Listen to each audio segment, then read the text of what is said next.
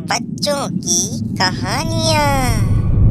आज से चिड़िया की कहानी। जमुना के किनारे एक पेड़ था। उसमें बुलबुल नाम की चिड़िया रहती थी। वह बहुत आलसी थी। उसके सभी साथी अपने भोजन की तलाश में घूमने जाते थे, लेकिन वह कहीं नहीं जाती थी। एक दिन बुलबुल अपने मित्र से मिली।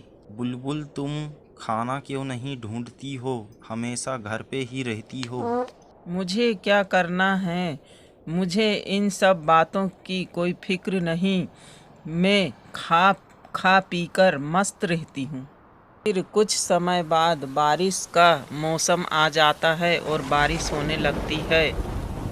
फिर उस बुलबुल चिड़िया के पास खाने का कोई साधन नहीं रहता, तो उसे अपने मित्र की याद आती है और वह अपने मित्र के पास जाती है और कहती है, मित्र, मुझे खाने के लिए कुछ दो। मेरे पास खाने के लिए कुछ भी नहीं है और ऊपर से ये बारिश बहुत तेज है। मैं कहाँ जाऊँ? बहुत परेशान हूँ। मैं तुम्हें पहले ही कहा करता था कि दाना खोजो, खाने की भोजन की व्यवस्था करो। अब तुम्हारे पास कुछ भी खाने योग्य नहीं है।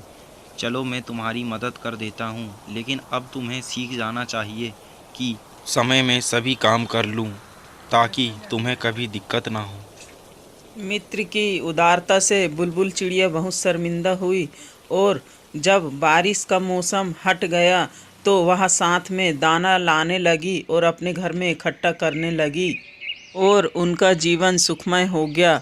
वह अपनी पूरी लगन से काम में जुटी रहती और रात में आके आराम करती।